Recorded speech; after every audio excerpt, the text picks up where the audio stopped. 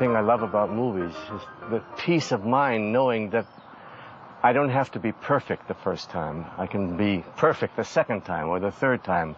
You need to be perfect here the first time. Yes, I know that. Now, I'm writing a book, and I didn't want to write the book, but I felt like I had to write the book. Did you feel the same way about the books you've written? I wrote a book because I wanted to talk about my search for art, an actor, being an actor, what is acting, what is the best kind of acting, and my search for love. The first book, Kiss Me Like a Stranger, I didn't know how to structure it until I found one day writing, scribbling really, noodling, all the ironies in my life, like being miscast in Mother Courage by Jerome Robbins, and knowing I was miscast, but Anne Bancroft's boyfriend was Mel Brooks. And that's when I met him, which changed my life. Exactly. Yeah.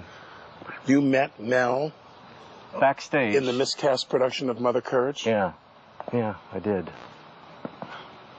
The shows I was miscast in, they didn't lead to anything good. Well, I knew of Mel Brooks, and I'd never met him.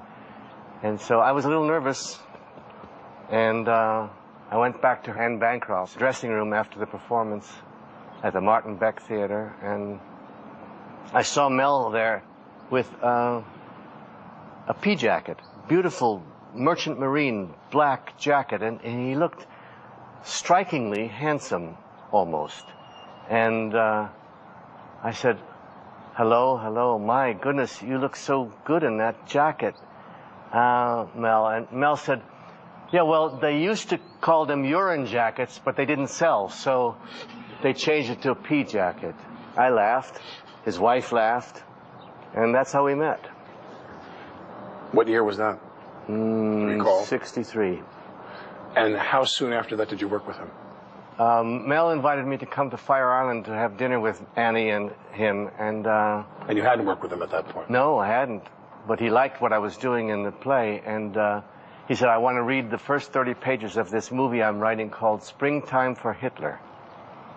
He read, after dinner, he read the first 30 pages, and then he said, would you like to play Leo Bloom? I said, sure I would. He said, well, all right. In the fall, don't you take anything without calling me first. So I, okay, I promise. And in September, I was offered One Flew Over the Cuckoo's Nest on Broadway with Kirk Douglas. And I called Mel. I said, I feel a little silly, but you said, yeah, that's okay. Can you get a 2-week out in your contract? I said, they'll never. I'm not a star. They're not going to give me that. And he said, can you get a 4-week out? I said, probably. He said, all right, we'll have to live with it. 3 years went by. I never heard from him. I didn't get a telegram. I didn't get a telephone call. I didn't get a letter. And one day I was doing a play called Love by Murray Schiskal. And I was taking off my makeup backstage, knock on the door. I opened the door, and there's Mel with a tall gentleman behind him. And I said, Mel, he said, you don't think I forgot, do you?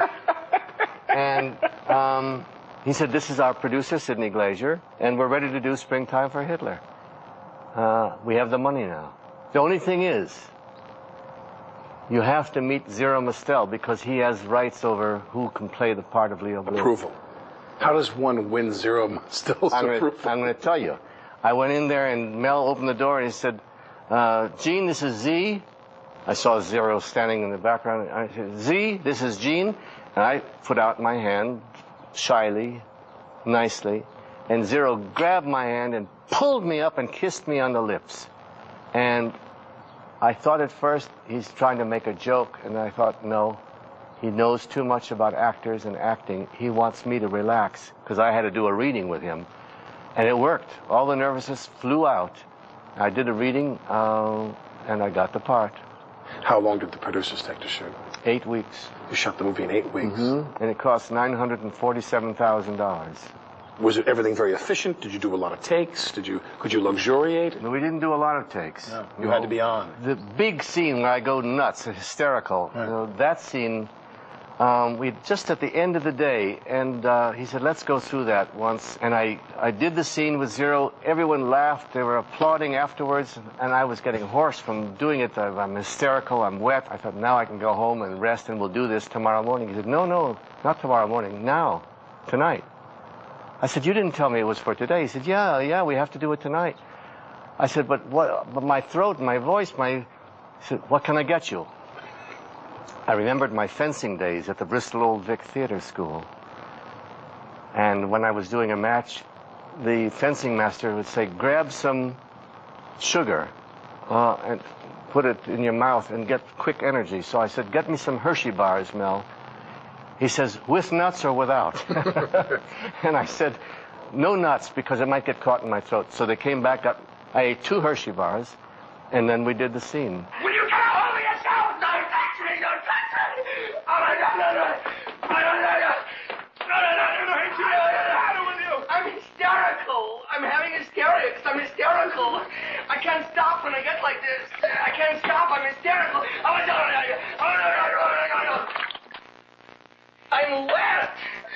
I'm wet. I'm hysterical and I'm wet. This wasn't your first movie. I had a very small part, a very good but small part in Bonnie and Clyde. Right. But before it even came out, we did The Producers. So Producers was my second movie.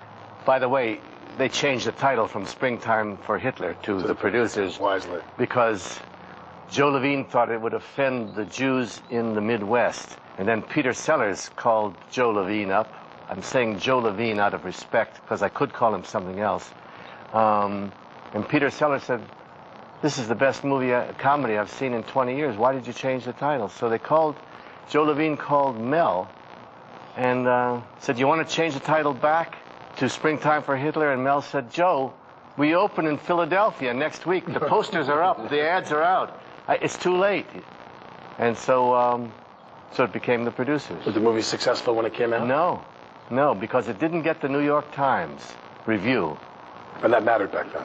Well, to Joe Levine it did, because he was doing The Graduate, and he wanted more money for, this is speculation on my part, but good speculation. I think he wanted more money to put into The Graduate, and when it didn't get the New York Times, he sold it to the movie, to network television. Why do you think the film went on to become so loved by people? Because it was a very good, unique picture, and the word got around, and then Mel got nominated for Best Writer. I got nominated for Best Supporting Actor, and he won.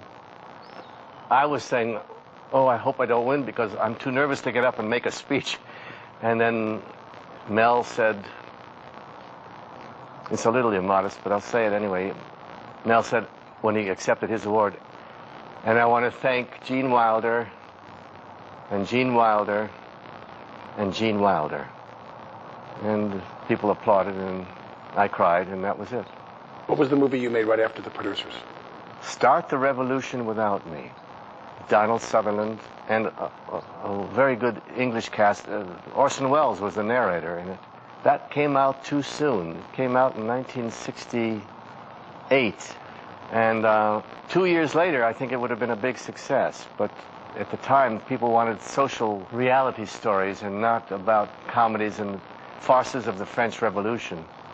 One of the things when I think of The Producers, I think of a line in the most well-known and the most successful films you've done, is that you play the timid man, the gentle man, the small man. Brooks said that you were the perfect victim when you worked in The Producers. Yeah. I'm sorry. I don't like people touching my blue blanket. It's not important. It's a minor compulsion. I can deal with it if I want to. It's just that I've had it ever since I was a baby, and I find it very comforting. And then you've done other films where you play the larger-than-life man and the very confident man. Yes. And that disposition, which I'm also pretty obsessed with when I work on a piece, I think to myself, how does this person think that they fit into the world? Are they in charge and they're calling all the shots, or are they at the beck and call of other people, perhaps? When you do Willy Wonka, the character has, I mean, here you are, someone who up till then had played these, these gentle people. Yes. And then you play Willy Wonka, where you think, obviously, it would tilt toward being a gentle person, dealing with these kids and helping them. But you didn't play him as a gentle person. No. Whose idea was that? Well, it was my idea to play it that way because I thought this is a morality movie. And I should scare the shit out of these kids because it's for a purpose, to find who's going to take over for me. And I had to be cruel in order to give my whole chocolate factory to this young boy. To someone worthy. And I got very cruel, yelling rage in the second last scene. And you can read it for yourself in this photostatic copy. I, the undersigned, shall forfeit all rights, privileges, and licenses herein and herein contained, etc., etc. Fax mentis incendium gloria culpum, etc., etc. Memo bis punitor delicatum. It's all there, black and white, clear as crystal. You stole fizzy lifting drinks. You bumped into the ceiling, which now has to be washed and sterilized, so you get nothing. You lose. Good day, sir.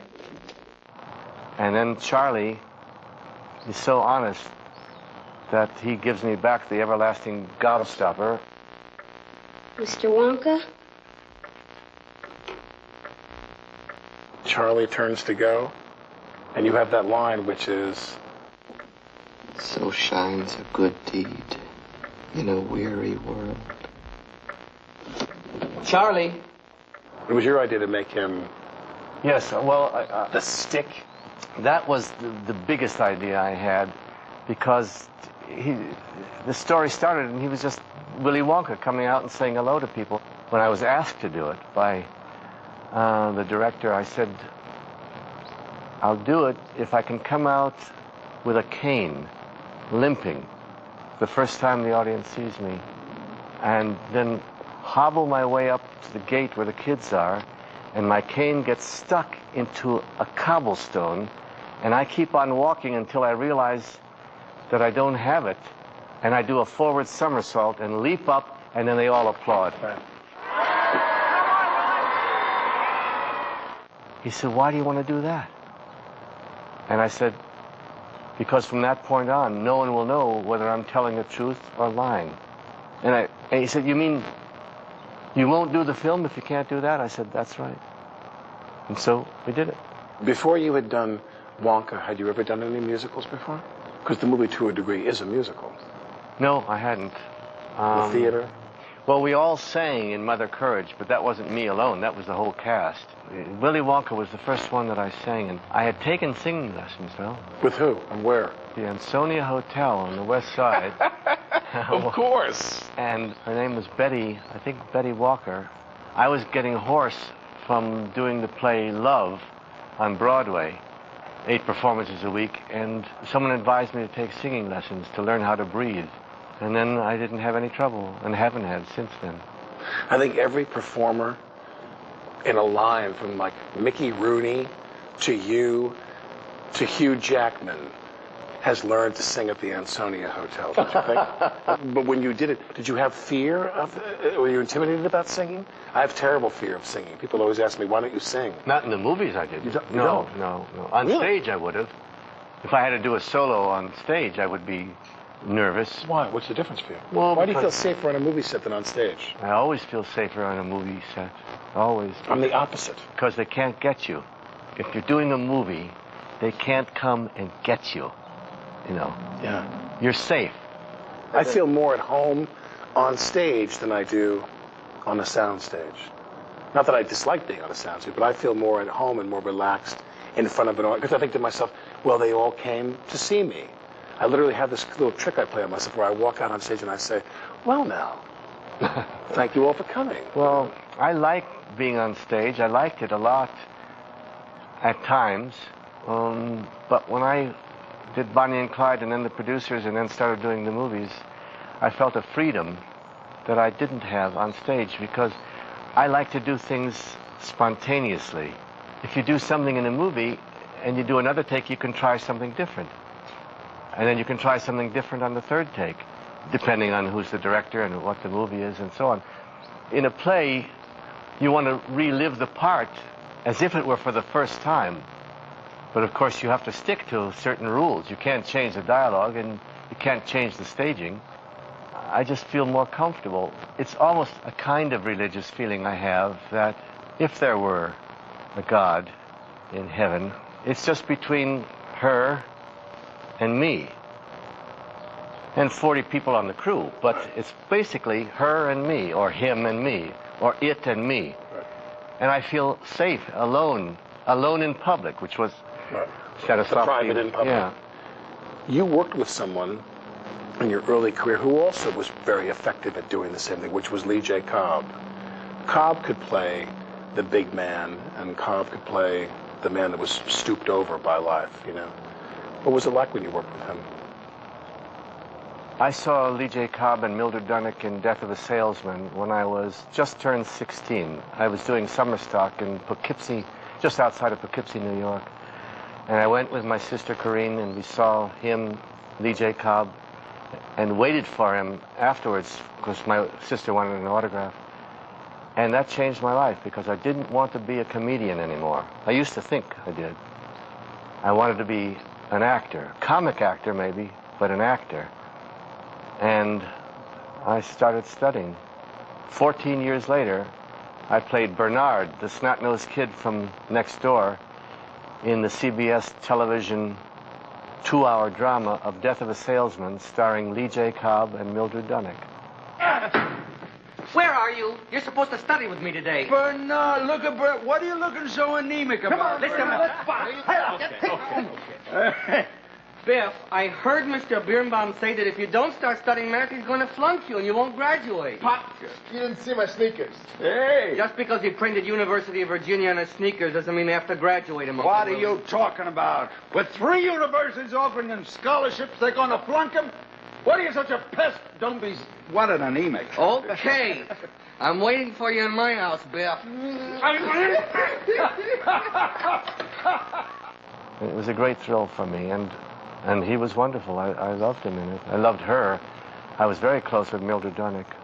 And when those films that came your way, the films you chose to do after you'd done the Producers, you've been nominated. I'm assuming that you had a lot of opportunities, yes? Yeah, but... And the films you chose, why did you want to do Quackster Fortune?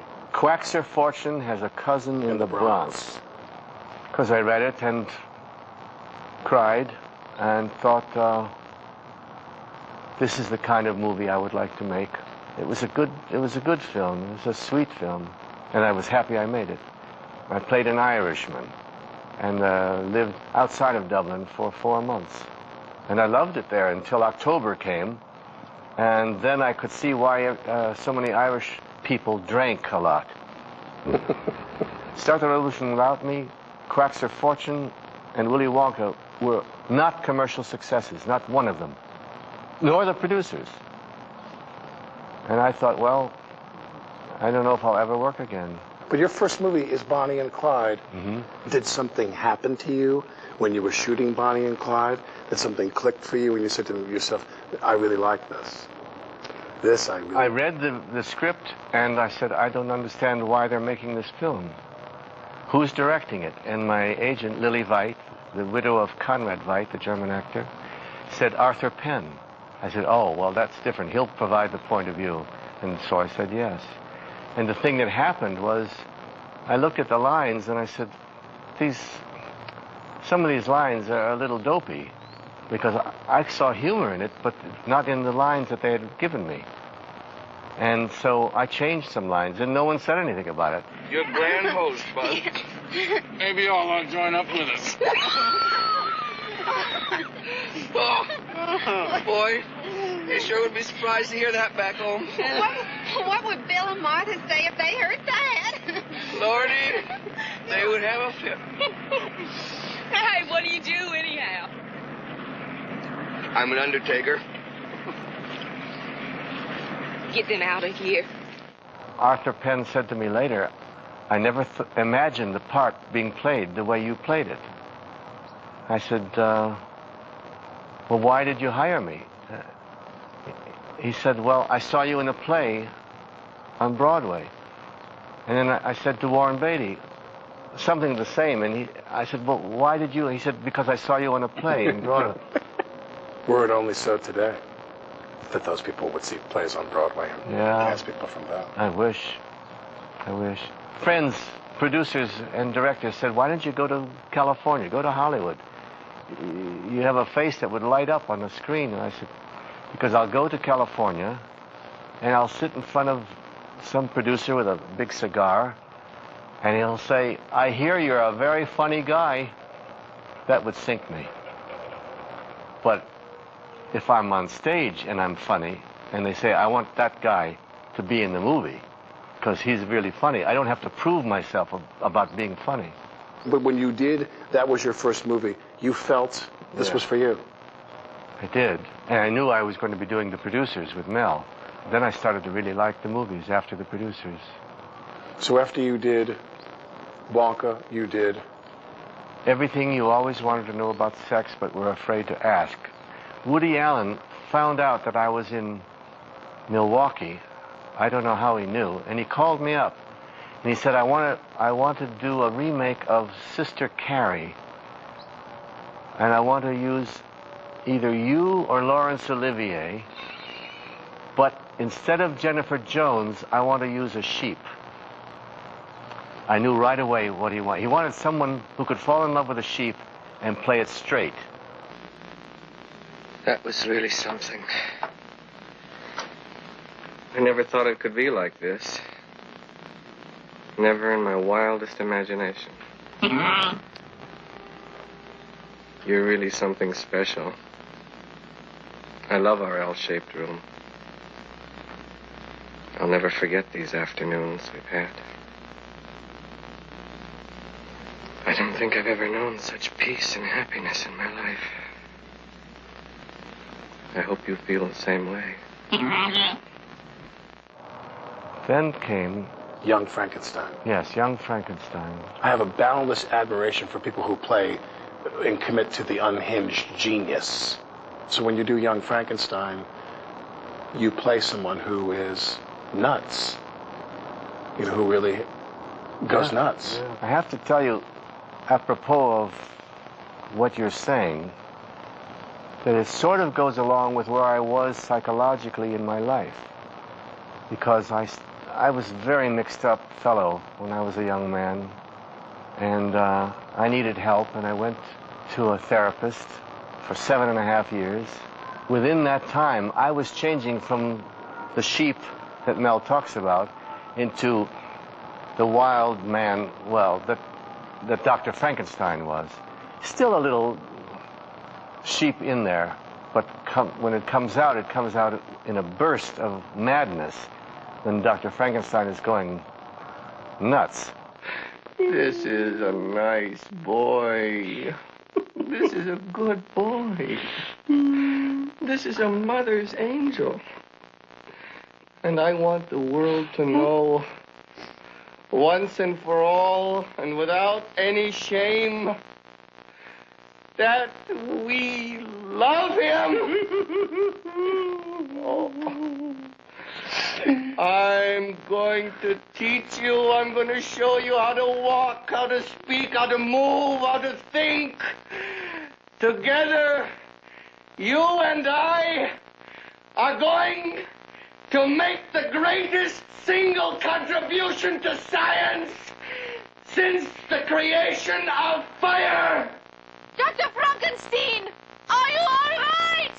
My name is Frankenstein. What was coming out of you?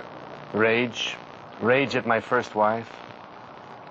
We'll have to talk about that one day. Let me get a pen. I was meek, timid, shy, gentle. I was all of those things that Mel saw in me, and that's why I was right for The Producers. But I didn't want to stay that way. Right. And then as I grew healthier, I called on things in my life that allowed me to play things like Dr. Frankenstein. Which you wrote. Yes, and Mel supervised the writing. Had you been writing it for quite a while, or No, you I sat did- down and wrote it after you finished with Alan? I had written one screenplay called Hesitation Waltz. Wasn't any good. I wrote a second one called Tough Guy. Better, but wasn't any good. And the third one, I was noodling after I saw Marty Feldman in the Marty Feldman Comedy Machine. And I thought he would be wonderful in the story about Frankenstein. And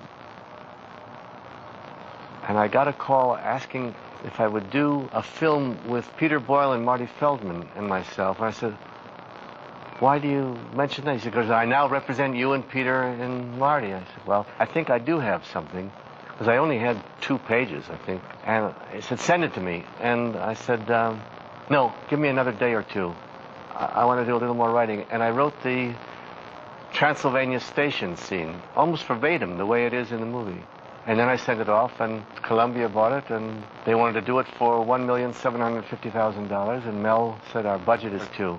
And then Michael Gruskoff gave it to his friend Alan Ladd Jr., and we did it for $3 million. Mel said, you think you're pretty smart that your first draft was accepted by Columbia. I said, yeah, pretty smart. He said, well, I got news for you. Now the work begins. And then the work did begin, because we did a 2nd draft, 3rd draft, and 4th draft. If my draft had been made, it would have been a failure. I wrote every day.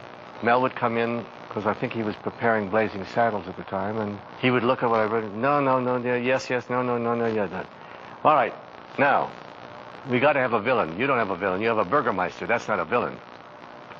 And I said, what about the guy Lionel Atwell stuck darts into his wooden arm in The Bride of Frankenstein? He said, yeah. So I would spend the next day writing that. Yeah, okay. And then he'd go on to the next thing. What is that wonderful actor's name who played Inspector Kenny? Kenny Mars. He was so funny. He made us laugh so. And ironically, I mean, actors are, most of us, not you or me, but most of us are a little crazy. And when Kenny saw the finished product, he came to me and then to Mel and then, please, let me revoice the whole thing, my whole part. Because that's crazy, what I'm doing there. And Mel said, yeah, well, we'll see. So, and we both looked at each other when Kenny left. It's perfect the way it is.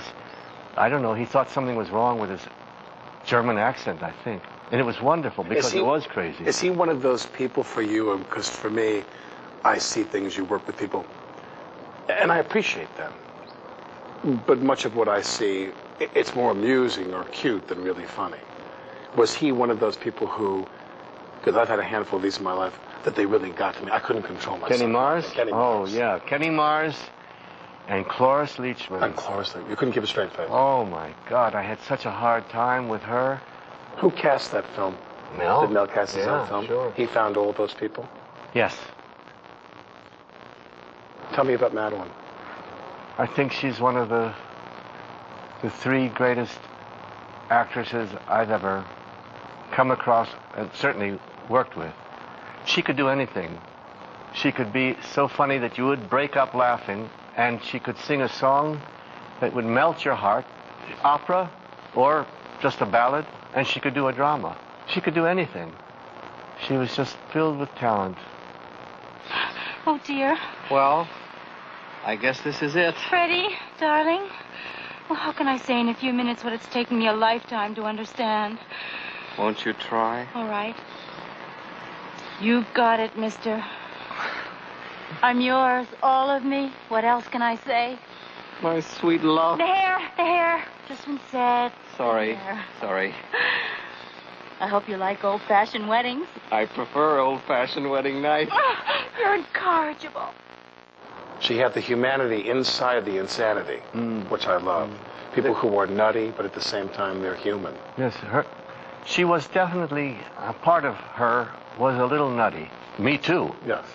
But a part of her was so dramatic, sincere, emotional.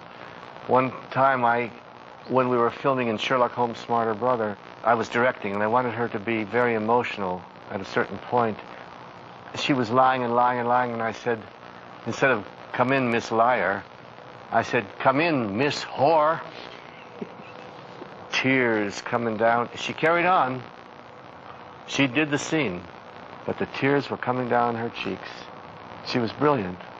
She knew that I was trying some Elia Kazan trick.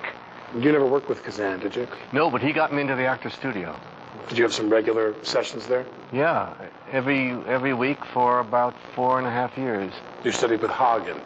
I studied with Uta Hagen and Herbert Berghoff And then I was so mixed up about what acting is, units, objectives, actions. I talked to my friend Charles Grodin. He was studying with Strasberg.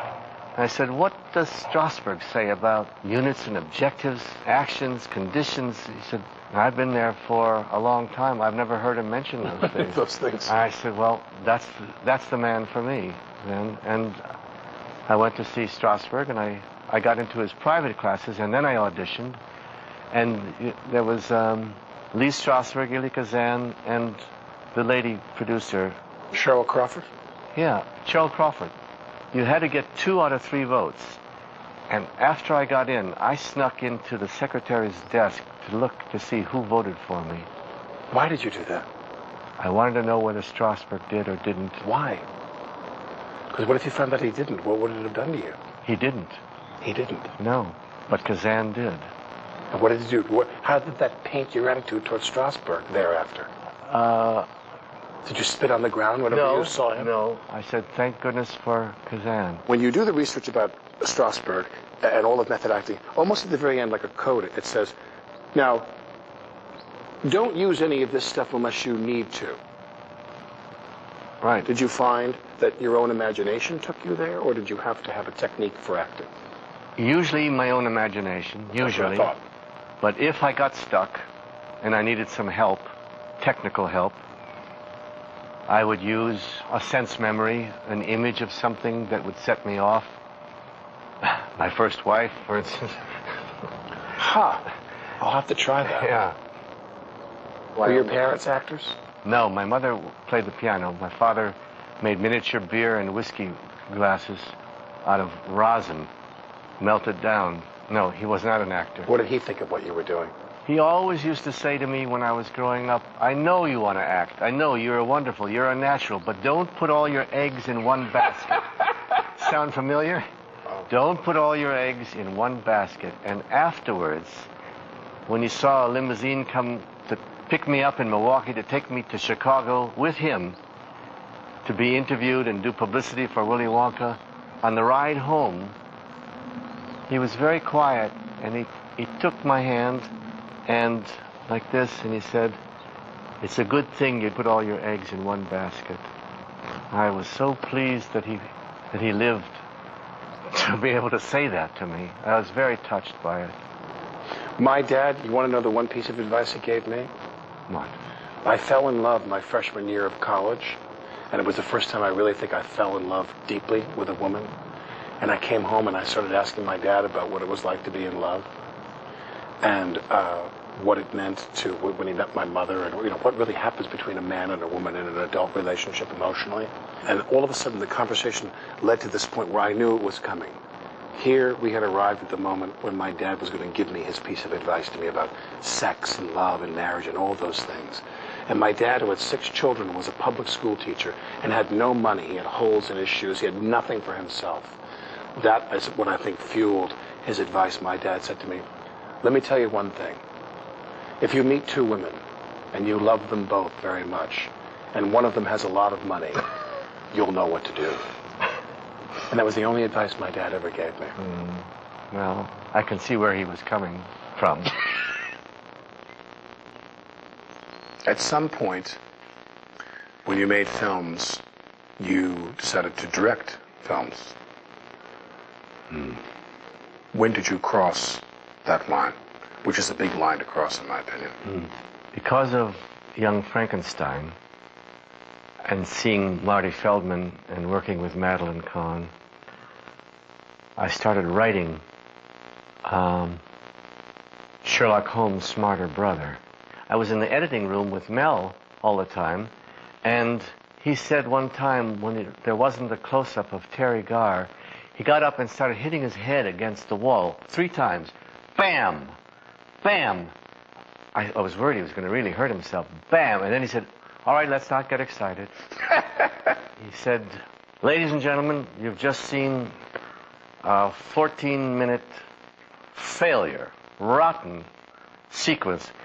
In a week, you're going to see a fairly rotten sequence. In another week, you're going to see a fairly good sequence. In another week, he said, you're going to see a masterpiece. But I left out a close-up of Terry Garr. She wasn't in that part of the scene, and I need one. I think he let her go earlier or something like that. He said, "Don't you ever make this mistake when you're directing," he said to me. I said, "When am I directing?" Yeah, you'll see. Once you start writing, you're going to want to protect what you've written, and then you're going to want to direct it. And either it'll make a little money and they'll let you do it again, or it'll flop and they'll never let you do it again. Warren Beatty, of all people, had said that to me once, because I directed a film, and Beatty said to me, eventually you're going to get to the point, you're going to make movies, and you're going to realize that unless you're going to take the ultimate responsibility and step up and direct, you have no right to complain. You have to really, eventually it's going to drive you nuts, and you're going to want to get up there and do it yourself. And I found that for me, in my case, of this film I directed, that my performance was the one that suffered the most. That's the problem. Right. That's the whole problem. I had a monitor. After each take, I could go and look and say, no, the middle stinks. The first part is okay. The end could use a little rewriting or a restaging of the middle or whatever it is.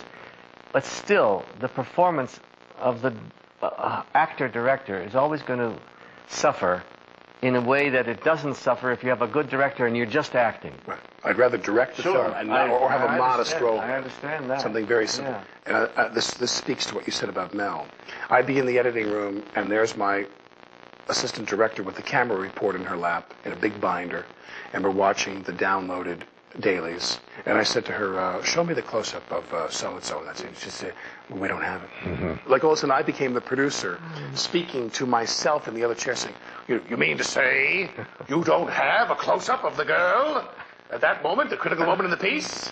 And I thought, I didn't shoot this. Did you find the same was true for you? Yes. Well, you reminded me of something in Young Frankenstein. After the charades game, I go up to Marty Feldman. Are you trying to tell me? And the rest of it. But it would be like that if I had left out not covering with a close-up of something that was essential, and you don't realize it till the next day, and that set has already been torn down. It's so aggravating. But it happens. It does happen. That's how we learn. To this day, I've made 40 films. And to this day, I go to work and they'll say to me, we're going to put a 40 on here and change this lens. And I'll sit there and go, I have no idea what this lens does or that. I don't even care anymore. And what the cutting point is, and we're going to cross the line, and I'm going to cheat the camera over here. I have no interest in that. But you directed 5 films. Mm-hmm. So after you directed your first film, what was the next one you directed? The World's Greatest Lover. With Carol Kane. Carol Kane, right. Mm-hmm. Why don't you still write and direct now? Well, I don't want to act in movies anymore unless there's something just wonderful comes along, because I don't want to act in junk. And directing, I've only directed what I've written and acted in. And I don't want to just go out and direct for directing's sake. I don't love it. And I realize at a certain point I'm a good director, but I'll never be a very good director. I can be a very good actor, but I can't be a very good director. That's just it. Why? Because I'm a good boy, and I try to come in on budget, maybe 5 days over of a big film, but to take the time... You're not selfish enough to be a good director. Yes, that's right. Not selfish enough. Yeah. And you have to be. You have to be. If Stanley Kubrick brings the cast together and gets his first shot at 4 o'clock in the afternoon, after working with them, rehearsing, trying things, and then say, okay, all right, let's shoot. And then does 1 or 2 shots, but he can do it. He could have done it. Kazan did it, too. He didn't say, here's what we're going to do. The first shot is this, second shot is this, third shot is this. Sidney Lumet would rehearse for 2 weeks, get all the staging with the cameraman there watching. And then they'd go and shoot it, and they could do it in a short time. Yeah. Like Hitchcock. Yeah, but I didn't think I could do that. In some films you play, as I said to you, the gentleman. In another film you play the strong-willed man, the unhinged genius. But in Blazing Saddles you don't play either. There's a kind of this weird, zenned-out quality. Talk about that film and how you came upon the choices you made. Well, Mel came to me with the script, which was called Black Bart at the time. he said he wanted me to play Harvey Korman's part. Now, this is after the producers and everything, and we were very close. And I said, but I'm not right for that. I said, now, the Waco Kid, yes, maybe. He said, no, I need an over-the-hill alcoholic. I've got Dan Daly who's going to come and do it. I need an older guy, not... And then he calls me 4 or 5 weeks later, and he said, Dan Daly begged off, and I got Gig Young. And Gig Young came to the studio to shoot. He got into his costume, got his makeup. We're walking to the jail cell, and he starts foaming at the mouth. Mel thought it was method acting. Good. Keep doing what you're doing, Gig. You know, Great stuff, Gig. Till I realized that the man was having withdrawal from alcohol, and he needed an ambulance. They called the ambulance. Mel, he went to a payphone on the soundstage, and he called me. Can you come here now and do the Waco Kid? I said, what? I'll tell you later. Can you do? I said, well, I'm leaving to go to London to do The Little Prince with Stanley Donen. Call him up. Say, can you get out? Can you do it? Switch it around? Can you? So I called Stanley, and I told him, and he said, do you want to do it? I said, I don't want to disappoint Mel, that's all. He said, all right, I'll put you at the end of the schedule instead of at the beginning. And I was on a plane the next day, and I was upside down in the jail cell the day after. A man drink like that and he don't eat, he is going to die. When? What's your name? Well, my name is Jim, but most people call me Jim. Okay, Jim. Since you are my guest and I am your host, what are your pleasures? What do you like to do? Oh, I don't know. Play chess. Screw. Well, let's play chess.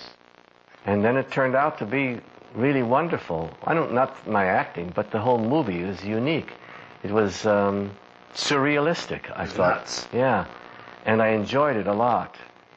Have you fallen in love with women you've worked with? Because there is that danger in my estimation. There's falling in lust. Well, there's always There's falling in like. That's with checkout girls at the grocery store, yeah. quite frankly. But falling in love, that's a different thing. But spending time around someone and that kind of instant familiarity that people have. You know each other from the work you've done, and then you meet them in the flesh and you've admired them and so forth. And everybody comes together and they spend these long, arduous days and they're working on something so intimate normally. And you really have this special kind of ambiance there. And I really mean falling in love. Have you ever fallen in love with someone you worked with? No. You know, you can be infatuated with someone, but I don't call that falling in love. Right. So you've been infatuated. I don't mean falling in lust now. I mean infatuated. Right. And were you infatuated with people? Yes. Once I was, but it didn't work out. It didn't amount to anything? No. I've only been in love in that respect. Well, you could say about Gilda that... Say it about Gilda. Yeah. Where'd you meet her? That's where I'm headed here, actually. It's funny. I had a funny feeling that you might be. Was I that obvious? No, you weren't. Thank you. No, but I'm that intuitive. But anyway, I met her on a film that I thought would be good, but it wasn't good. It was called Hanky Panky. Sounds like somebody should be taking it off out here. They ought to. This is how I paid the bills in college. Shangri-La Club. I played and the ladies showed their tushies. You in the strip club? I don't believe it. Yeah, I played in a tushy joint. There's lots of things about me you don't know.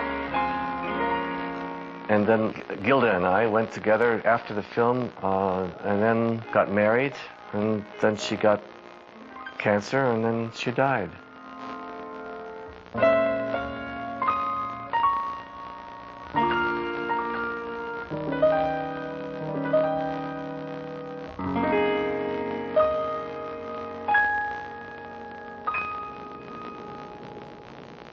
You knew her how long before you married her? 2 years. She was done with SNL by then. Yes, she was all done. She was done. Yeah. She wanted to get married, And she was so dependent. And she said, well, why can't we get married? And I'd say, it's not that I don't love you. It's just that I don't want your arms around my neck. You're choking me, because it has nothing to do with love. I don't want you to be dependent on me. I want you to be independent, and we could love each other, and you can be you and I can be me, and then we can be us together. And one time we were going to France together for my birthday. We had a little dog, then her dog, Sparkle, and in the airport, in the waiting room that they gave us, the dog started sniffing around a box, and she said, what's he eating? And I looked over and it was rat poison. I said, but he didn't eat it. He's just sniffing at it. He wouldn't eat that. He said, I'm not going to take a chance. And she grabbed the dog and said, you go ahead, go on to France. I know you love me, and I love you, and it's your birthday, and you're so tired, and you go to France, and I'm going to stay here. And she took that dog to a vet. He induced the vomiting for the dog, and it was rat poison the dog ate. When I got to France, and I thought, if she can say that to me, I know you love me, you know I love you, go off and have a nice time. I was waiting to hear that for 2 years, and I never heard it. And this time I heard it because of a dog who almost died from eating rat poison. And when I came back, I proposed to her. So you meet Mel Brooks because you're cast in Mother Courage. That's right. It's always kind of a bank shot for you. That's why I was saying I started writing because of irony. Because the dog eats the rat poison. Because the dog ate rat poison. It all comes together. Yeah. Do you think that what you have now, because it seems like what you have now is pretty special. You're telling me. Do you think that what you have now, this is perfection for you? This is what you've been after? This is what I was searching for. This is what you were looking for? All my life. A home with someone. My wife, Karen, and I, we've been married 15 years now. Right. We had lived together for 1 year before that. So I met her the strangest way, sort of to do with what we're talking about. I was offered a film called See No Evil, Hear No Evil. Now I've got to find out about the deaf and the blind. I went to the Braille Institute in L.A., and I went to the New York League for the Hard of Hearing, and I met a Ms. Webb. I thought, oh, God, I'm going to meet some old New England biddy. Say, you're making fun of the... Well, out walks this vision in a lavender with a little pink and blue splattered into the skirt, and she put me through all kinds of tests to see what I could read from reading lips. You wanted to read her lips. Well, yes. Yes. But she said, I'm trying to get money for a grant to make videotapes for people who are losing their hearing all over the country to send to libraries. If I ever get the money, would you help me? And I said, sure, I will. And, must have been almost a year later, she called and said, I've got the money, will you help? And I said, yeah, I will. Send me what have you got? So we met at a little restaurant that's my favorite, our favorite now, and she brought a tape recorder, and she had all these ideas about what would happen if a person was chewing gum and you're trying to read their lips. What would happen if they were in a shadow and you're trying to read their lips? What if they were drinking soup and they're trying... And I improvised. And then she typed it up, and we met again a week later, put the tape recorder on the table. Same thing, again, improvise. The third time, I said, leave the recorder at home. It's like, put the candle back. I was just going to say, leave the recorder at home. And that was our first date. Leave the recorder at home. Anyway, that was our first date. And then... Victory. Well, that was real love, though. No ifs, ands, or buts. You performed in the theater, trained, really trained as an actor. 18 years. Trained as an actor, serious, actor's studio, all that stuff. What was considered the most important kind of training you could have of that day. Worked in the theater, then you made films. So Zero Mostel has that same kind of a career as well. Serious theater actor, legit theater actor, and then works in films. Richard Pryor is not a trained actor. He was a comic who became a movie star. Talk about the difference between working with those two types of people. And what was it like to work with Richard? When he was good, he was very good, and it was wonderful. When he was bad, he was horrid. But not on camera. But when he was on stuff that I didn't know about, and would come 30 minutes late, 45, an hour and 15, an hour and a half late when we were in Arizona. Shooting? Shooting, yeah. Shooting what? That was Stir Crazy. Stir Crazy. Mm-hmm. There was one day on Silver Streak, the only day that we had trouble, was we finished filming at about 5:45 in the evening in Toronto at the train station, and Arthur Hiller, directing, said, let's go in and just run through that bathroom scene quickly, just to see where we're at. And we did, and Richard got somber, more somber, more somber, and still he was just mumbling.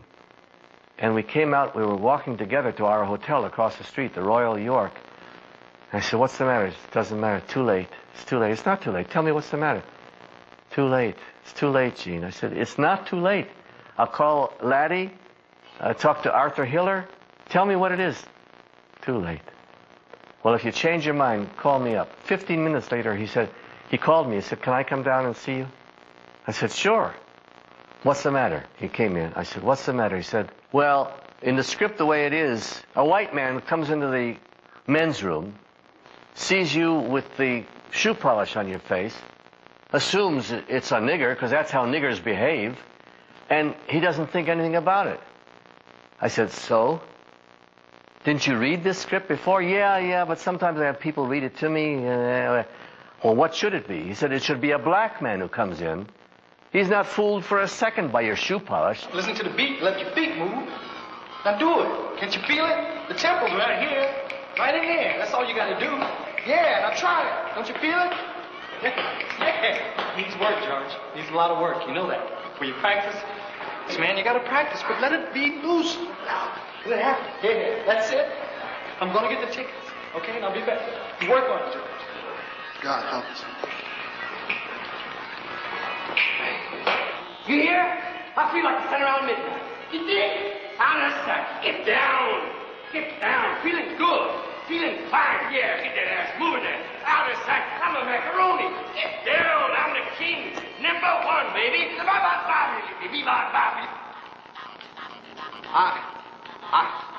I'm not. Hey, you must be in pretty big trouble, fella. Oh, for God's sake, mind to keep clean. I loved him. And we were very close, but not socially. He had his own crowd. We didn't see each other, except a few times at cast party and things like that. We would hug each other in the morning or at night, leaving. But when he was on whatever he was on, and coming late, he drove me crazy, but I thought if I start getting upset about that. With Zero, it's a completely different story. What was it like to work with Mostel? When I met him, it was after he was blacklisted and went through hell, and he wanted to paint more than he wanted to act. And he painted all the time. But when he met me, he had gone past being afraid of any authority or authority figures. He would talk to me during our lunch hour when the two of us were in the studio alone. He'd tell me about the blacklisting days and what he went through and what other people went through. But on camera, he was wonderful to me. When we went to my first press luncheon, there was Zero Mostel and Joe Levine and Dick Shawn and some other people. And I was way off in the corner somewhere at another table because no one knew me. This was on the producers. And Zero came in, he looked at the cards, said Dick Shawn, then he looked at mine, and he took them and he switched places with them. So I was sitting next to him at the press luncheon. And he took care of me in that way all the way through the film. So it was just wonderful.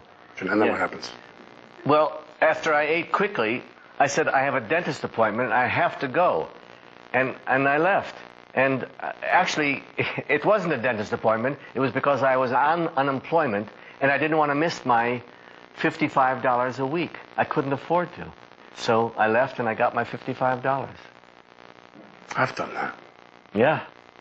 When I spoke to you off camera, you seemed... There was a point, I guess, or it was a part of a process where you grew weary of show business and you grew weary of Hollywood. When did that start? I don't like show business, I realized. I like show, but I don't like the business. What about it? But the two go together. What about it don't you like? You're in L.A., you're making movies, you're getting nominated, the movies are making money. When you go to a drugstore, a restaurant, a barber shop, all you hear is 8.5, 31.2. What are they saying? They're talking about percentages. He got this, he got that, it'll cost you this. You can't get away from show business if you live in Hollywood. You just can't. When I say Hollywood, I mean Los Angeles. It's too important there. Yeah. Gilda used to say, it's a coal town, but instead of coal, it's music or movies or television. But it's like a coal town. They're all there for that reason. Even my electrician in L.A. has his Directors Guild card. Unlike where we are now, here in Connecticut. The mythical kingdom. It's quiet, tranquil. The woods are around. There isn't any show business.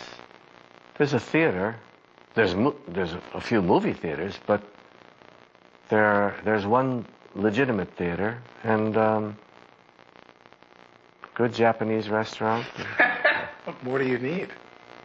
I just want to finish by saying thank you from the bottom of my heart for doing this. And this is going to sound awkward maybe, but you know, you really are a treasure. You're a great, great, great treasure as a movie actor.